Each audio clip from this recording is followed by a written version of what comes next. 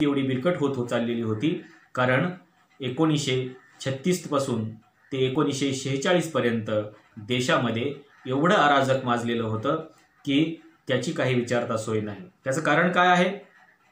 त्याचं कारण असं आहे की 1939ला लाहोरमध्ये मुस्लिम लीगचं एक अधिवेशन होतं आणि 1939ला या लाहोरच्या अधिवेशनामध्ये मुस्लिम लीगने एक ठराव पास केलेला होता. हा ठराव काय होता? तर मुस्लिम लीगला त्यांच्यासाठी एक स्वतंत्र देश हवा होता. ते भारताची फाळणी त्यांना अपेक्षित होती. आणि मग 1939च्या लाहोरच्या अधिवेशनामध्ये त्यांनी हा ठराव पास केला आणि त्यांनी सांगितलं की आम्हाला मुस्लिमांचं एक स्वतंत्र राष्ट्र हवं आहे आणि त्या अनुषंगाने मुस्लिम लीग इथून पुढे काम करणार आहे. बघा, 1939ला देशाच्या फाळणीचा विचार पुढे येतोय आणि लागलीच 1940ला डॉक्टर बाबासाहेब आंबेडकर देशाचं भविष्य सांगतायत. काय सांगतायत?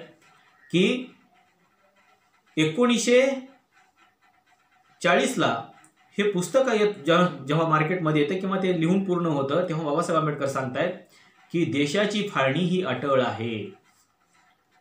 जर ती करायची असेल ती कशाच्या आधारावरती करायला पाहिजे आणि जर नाही केली किंवा त्याचे जर आधार चुकले तर त्याचे परिणाम काय होऊ शकतात. बाबासाहेब आंबेडकर सांगतायत की जर या देशाची फाळणी होत असेल तर मुस्लिमांसाठी एक स्वतंत्र राज्य जर तुम्ही देत असाल तर ही फाळणी व्यवस्थित झाली पाहिजे. आणि मग फाळणी व्यवस्थित का झाली पाहिजे? कारण भविष्यामध्ये हिंदू आणि मुस्लिमांचे प्रचंड मोठे प्रश्न भारतामध्ये निर्माण होतील आणि हा देश अस्थिर होईल असं डॉक्टर बाबासाहेब आंबेडकरांना वाटत होतं. म्हणून ते म्हणतायत की जर तुम्हाला फाळणी करायची असेल तर ती व्यवस्थित केली पाहिजे. फाळणी तर अटळ आहे पण ती व्यवस्थित झाली पाहिजे हे बाबासाहेब त्या पुस्तकाच्या माध्यमातून सांगतायत. आणि होतंही नेमकं तेच की पुढे जाऊन भारताची फाळणी होते आणि एक स्वतंत्र राष्ट्र पाकिस्तान नावाचं अस्तित्वात येतं. त्याचं जी काही संकल्पना त्या मांडलेली आहे ती आहे बॅरिस्टर रहमत अली चौधरी यांची. आपल्याला असं म्हटलं जातं की स्वतंत्र पाकिस्तानची जी काही मुवमेंट आहे किंवा त्याची जी काही संकल्पना आहे ती बॅरिस्टर जिनांची आहे, तर नाही. स्वतंत्र पाकिस्तानची जी कन्सेप्ट आहे ती कन्सेप्ट ही बॅरिस्टर रहमत अली चौधरी यांची आहे. आणि 1939ला त्यांनी लाहोरच्या अधिवेशनामध्ये ही कन्सेप्ट पुढे आणली आणि त्यांनी सांगितलं की आपल्याला एक स्वतंत्र पाकिस्तान अस्तित्वात आणायचं आहे. दरम्यानच्या काळामध्ये दुसरं महायुद्ध 1939ला सुरू होतं आणि इंग्लंड जे काही ब्रिटिश राज्य आहे किंवा इंग्लंड आहे ते दुसऱ्या महायुद्धामध्ये इतकं गुंततं की त्याला भारताकडे लक्ष देणं देखील शक्य होत नाही. म्हणून ब्रिटिशांकडून एक निवेदन भारतातल्या लोकांना येतं आणि ते असं सांगतायत की भारतीय जनता ही ब्रिटिशांच्या बाजूने दुसऱ्या महायुद्धामध्ये सहभागी होत आहे. अर्थातच याला काही अर्थ नव्हता कारण भारताने तसा काही पाठिंबा वगैरे ब्रिटिशांना जाहीर केलेला नव्हता. पण ब्रिटिशांनी हे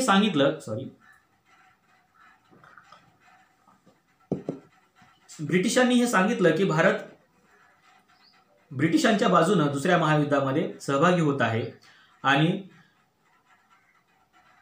तो या युद्धामध्ये आम्हाला सहकार्य करणार आहे. पण भारतामधली जी काही लिडरशिप होती, महात्मा गांधी असतील, सुभाषचंद्र बोस असतील किंवा इतर जे काही लोक असतील, या सगळ्यांनी ब्रिटिशांचं हे जे निवेदन होतं हे निवेदन नाकारलं आणि त्यांनी सांगितलं की भारत ब्रिटिशांच्या बाजूने दुसऱ्या महायुद्धामध्ये सहभागी होणार नाही. पण ब्रिटिशांना भारतातल्या लोकांना त्यांच्या बाजूने उभं करायचं होतं. म्हणून ब्रिटिशांनी काय केलं, भारतातल्या नेत्यांना त्यांची मनधरणी करण्यासाठी एक मिशन भारतामध्ये पाठवलं. ते मिशन म्हणजे क्रिप्स मिशन.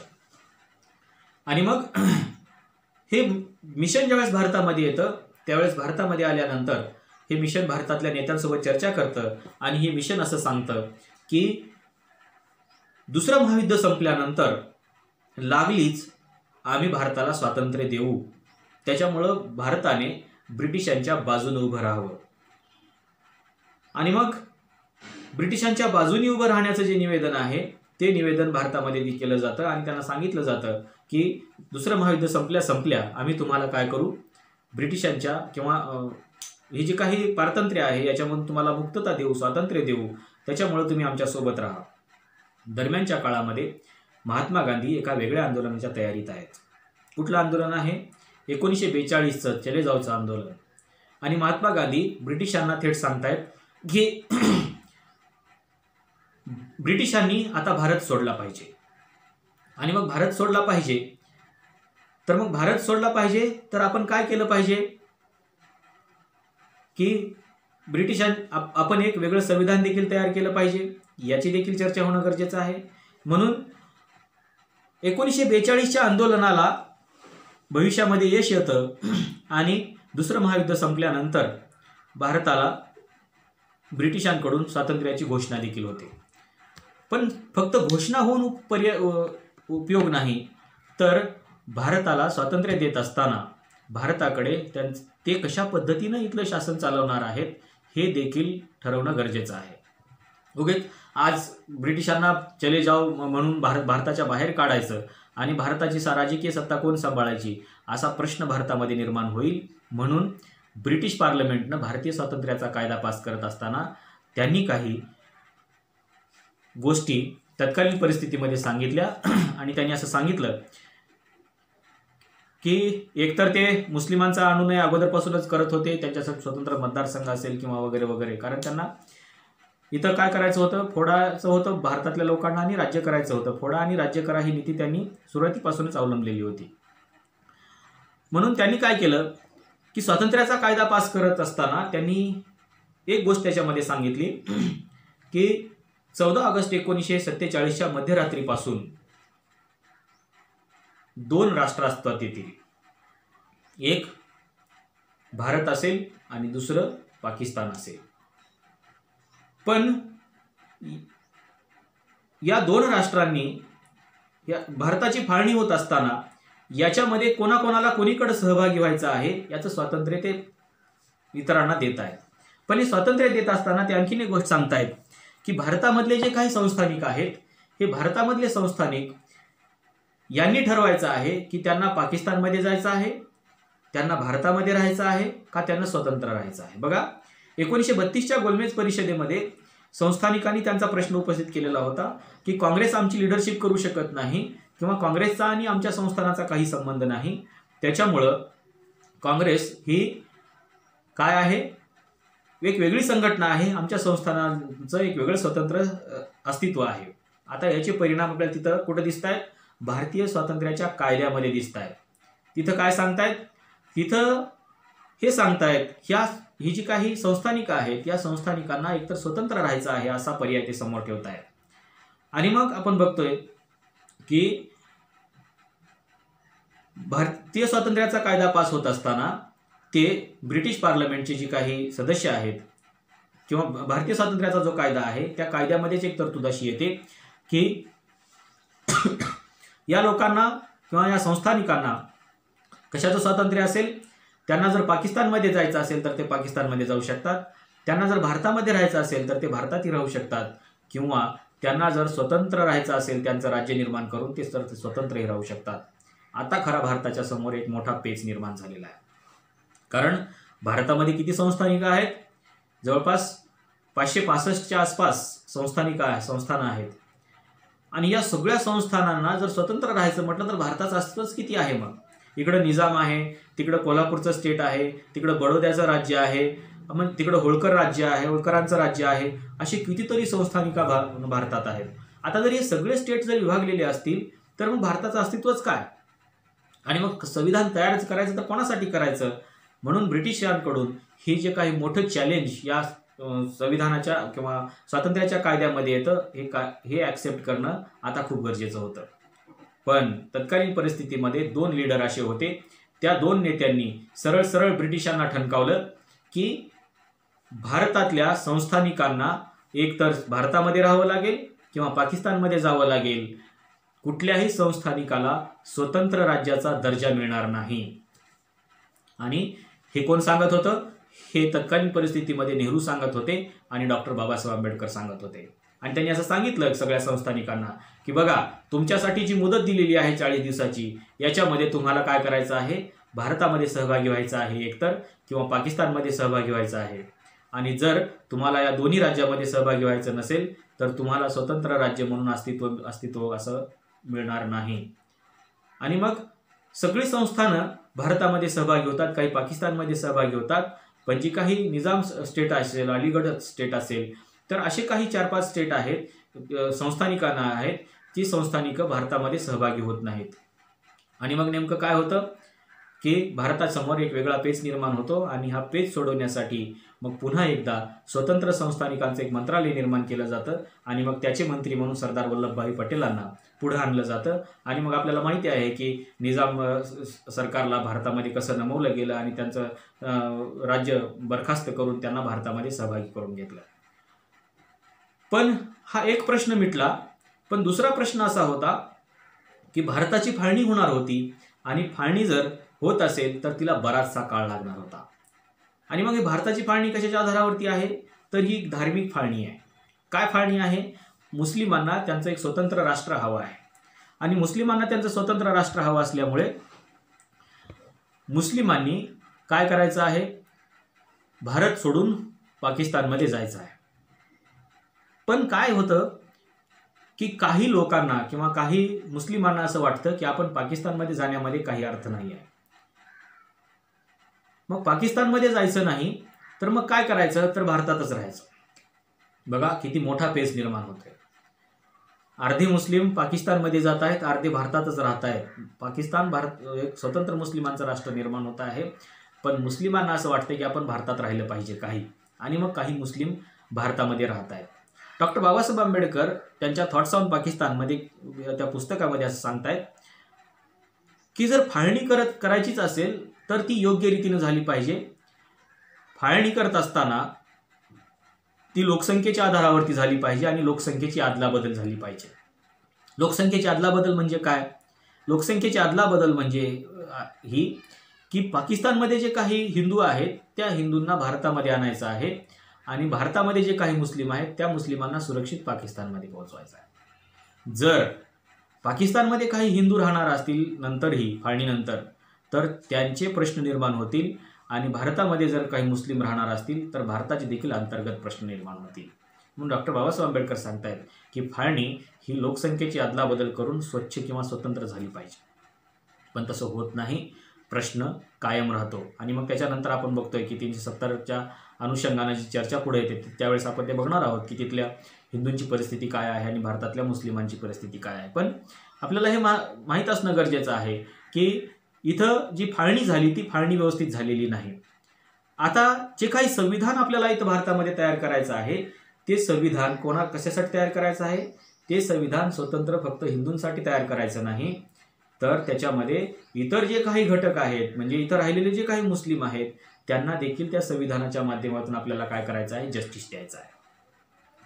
आतापर्यंत जी काही 6-7 ड्राफ्ट आलेले आहेत ते ड्राफ्ट काय आहेत? वेगवेगळे ड्राफ्ट आहेत. जे गांधीवादी ड्राफ्ट आहे, जे ग्राम राज्याची संकल्पना मांडत आहे, किंवा मानवेंद्रनाथ रायचं आहे जे की काय सांगतं आहे? आर्थिक लोकशाही सांगते आहे, रिव्होल्युशनरीचं आहे. ते वेगवेगळे म्हणजे त्यांच्या पद्धतीने ते मांडलं गेलं. पण सर्वांसाठी एक समावेश कॉन्स्टिट्यूशन कशा पद्धतीने तयार केलं जावं याची चर्चा मात्र होत नाही, पण ती होणं गरजेचे आहे. आता प्रश्न असा निर्माण होतो की मग या सगळ्यांसाठी नेमकं हे संविधान कशा पद्धतीने आपल्याला तयार करायचं आहे. आणि मग ब्रिटिशांनी तर आपल्याला स्वातंत्र्याची घोषणा केलेली आहे, आपण सगळे संस्थानिकही सहभागी करून घेतलेले आहेत. ज्या मुस्लिमांना भारतामध्ये राहायचं आहे त्यांना आपण इथं राहण्यासही सांगितलेलं आहे. खरं तर महत्त्वाची गोष्ट अशी आहे की महात्मा गांधींचा या फाळणीला म्हणजे अशा पद्धतीच्या फाळणीला विरोध होता की एक मुस्लिम म्हणून त्यांना एक स्वतंत्र राष्ट्र द्यावं अशा पद्धतीचा विरोध त्यांचा होता. आणि म्हणूनच महात्मा गांधी स्वतः देखील या देशातल्या मुस्लिमांनाही सांगत होते की तुम्हाला जर इथं राहायचं असेल तर तुम्ही राहा, इथं देखील आम्ही तुम्हाला सुरक्षित ठेवू. आणि त्याचं उदाहरण म्हणून आपण बघतोय रामचंद्र गुहांचं जे पुस्तक आलेलं आहे इंडिया आफ्टर गांधी, त्याच्यामध्ये त्याचं खूप चांगलं वर्णन आलेलं आहे. ज्यावेळेस भारताला स्वातंत्र्य मिळालं त्या दिवशी म्हणजे 15 ऑगस्टच्या दिवशी दिल्लीच्या लाल किल्ल्यावरती ज्यावेळेस तिरंगा फडकावण्यासाठी भारताचे पहिले पंतप्रधान पंडित नेहरू तिथे उपस्थित होते. पण 1920 पासून 1947 पर्यंत ज्यांनी स्वातंत्र्याची चळवळ पुढे आणली, 1930चं आंदोलन असेल, 20चं आंदोलन असेल किंवा 1942चं आंदोलन असेल, या सगळ्याच मोठ्या आंदोलनाचं नेतृत्व ज्यांनी केलं ते महात्मा गांधी मात्र लाल किल्ल्यावर उपस्थित नव्हते. बघा, स्वातंत्र्याची चळवळ तर पुढे आणली त्यांनी, पण महात्मा गांधी 15 ऑगस्टच्या दिवशी तिथं उपस्थित नव्हते. महात्मा गांधी कुठं होते? महात्मा गांधी कलकत्त्यामध्ये होते आणि तिथं ते एका मुस्लिमांच्या सभेला संबोधित करत होते आणि ते सांगत होते की तुम्ही शांतता बाळगा. कारण फाळणीच्या अनुषंगाने भारतामध्ये खूप मोठे आंदोलनं सुरू झालेली होती आणि हिंदू आणि मुस्लिमांचे अशी मोठे दंगे देखील तत्कालीन परिस्थितीमध्ये सुरू झाले होते. आणि महात्मा गांधी त्या मुस्लिमांना तिथल्या सभा घेऊन सांगत होते की तुम्हाला इथं काहीही धोका नाही आहे, तुम्ही इथून कुठेही जाण्याचा प्रयत्न करू नका, फक्त शांतता बाळगा. म्हणजे महात्मा गांधी मुस्लिमांना देखील इथं सामावून घेण्याचा तत्कालीन परिस्थितीमध्ये प्रयत्न करत होते. आता या सगळ्या घटकांना घेऊन भारताला एक स्वतंत्र संविधान तयार करायचं आहे आणि महात्मा गांधींसोबत नेहरू, पटेल आणि तत्कालीन परिस्थितीमध्ये जे काही नेते होते त्यांची चर्चा होते आणि महात्मा गांधींना ते सगळेजण बापू म्हणत असल्यामुळे किंवा त्यांना लीडर मानत असल्यामुळे त्यांच्याशी चर्चा करत होते आणि त्यांना विचारत होते की या देशाचं संविधान कसं असावं आणि आपण ते कसं तयार करावं. मग तत्कालीन परिस्थितीमध्ये जे काही संविधान सभा अस्तित्वात आलेली होती, ज्याच्यामध्ये संस्थानिकांचे प्रतिनिधी होते, मुस्लिम लीगचे प्रतिनिधी देखील म्हणजे होते 1946ला वगैरे, आणि नंतरही होते पण थोड्याफार प्रमाणामध्ये होते. हिंदू महासभेचेही प्रतिनिधी तत्कालीन परिस्थितीमध्ये त्या संविधान सभेमध्ये होते. आणि मग हे सगळ्याची संविधान सभा तयार झाली. पण संविधान सभा तयार झाल्यानंतर संविधान कसं तयार करायचं आणि ते कोणी तयार करायचं याची चर्चा महात्मा गांधीसोबत पंडित नेहरू आणि कोण करत आहे? सरदार पटेल करत आहेत. महात्मा गांधी त्यांना एक सल्ला देत आहेत. महात्मा गांधी असं म्हणतायत की आतापर्यंत जे काही संविधानाचे ड्राफ्ट तयार झालेले आहेत ते ड्राफ्ट थोडेसे बाजूला ठेवूया आणि एका वेगळ्या संविधानाचा आपण विचार करूया. आणि सगळे जे काही लोक आहेत किंवा सगळे जी काही मंडळी आहे संविधान सभेतली, त्यांना सामावून घेऊन ही संविधान कसं तयार करता येईल याचा विचार आपण करूया. आणि मग महात्मा गांधी असं सांगतायत की त्यातल्या तज्ज्ञ लोकांची एक शिष्टमंडळ तयार करा आणि मग त्यांच्यासोबत चर्चा करा. आणि मग नेहरू आणि पटेल एक 14 लोकांची लिस्ट महात्मा गांधींकडे घेऊन जातात आणि महात्मा गांधींना सांगतात की बापूजी, आम्ही हे 14 लोक निवडलेले आहेत, ही बघून घ्या. महात्मा गांधी ती लिस्ट बघतायत आणि महात्मा गांधी ती लिस्ट बघून सांगतायत की याच्यामध्ये एका व्यक्तीचं नाव याच्यामध्ये दिसत नाहीये. नेहरू आणि पटेल परेशान होतात की सगळ्याच लोकांचं जे नाव आपण सगळ्यांचेच प्रतिनिधी म्हणून आपण याच्यामध्ये लोकांना सहभागी करून घेतलेलं आहे. अस्पृश्यांचे प्रतिनिधी आहेत, मुस्लिमांचे प्रतिनिधी आहेत, हिंदू महासभेचे प्रतिनिधी आहेत, सगळ्यांचे प्रतिनिधी आहेत आणि बापूजी असं कसं काय म्हणतायत? महात्मा गांधी म्हणतायत याच्यामध्ये एक नाव मिस आहे आणि ते नाव म्हणजे डॉक्टर बाबासाहेब आंबेडकरांचं. डॉक्टर बाबासाहेब आंबेडकरांना तुम्हाला या संविधान सभेमध्ये किंवा या समितीमध्ये घ्यावं लागेल, कारण संविधानाच्या बाबतीमध्ये त्यांचं जितकं ज्ञान आहे तितकं ज्ञान कदाचित कुठल्याही सदस्याचं नसेल, असं महात्मा गांधी तत्कालीन परिस्थितीमध्ये त्या दोघांना सांगतायत. आणि बाबासाहेबांचं नाव संविधान सभेमध्ये त्या कमिटीमध्ये आणण्याचा प्रयत्न महात्मा गांधी करतायत. पण भारतातल्या तत्कालीन परिस्थितीमध्ये जी काही संविधान सभा होती त्यातल्या अनेक सदस्यांना असं वाटत होतं की आपण हे संविधान जे तयार करायचं आहे आपल्याला, हे संविधान आपण एका वेगळ्या देशातल्या लोकांकडून तयार करून घ्यावं. म्हणून त्यांनी काय सांगितलं की एखादा ब्रिटिशांमधला जर एखादा तज्ज्ञ आपल्याला मिळाला तर त्याच्यामार्फत आपण आपलं संविधान तयार करून घ्यावं. आणि म्हणून ब्रिटिशांमधल्या एका व्यक्तीला भारतामध्ये नियुक्त करण्याचं ठरतं आणि मग त्या व्यक्तीला भारतामध्ये बोलवून भारताचं संविधान लिहिण्याचा ठराव देखील पास होतो.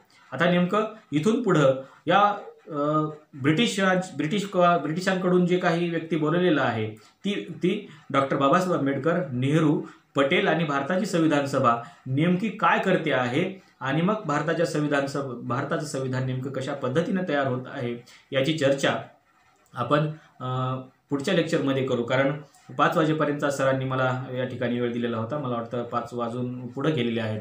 त्याच्यामुळं आपण आजचं जे लेक्चर आहे ते लेक्चर इथंच थांबवूया आणि पुढची जी काही चर्चा आहे की संविधानाच्या निर्मितीची जी प्रक्रिया आहे ती कशा पद्धतीनं होते आहे, कोण करता आहे आणि मग नेमकं या संविधानामध्ये काय काय यावं असं अपेक्षित या संविधानकर्त्यांना आहे, याची सगळी चर्चा आपण उद्याच्या लेक्चरमध्ये करूया. आज या ठिकाणीच थांबूया. धन्यवाद.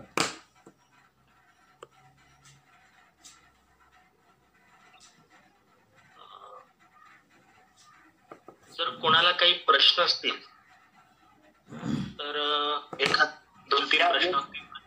Sir, I am having one question. Yes. Yes. Good evening sir.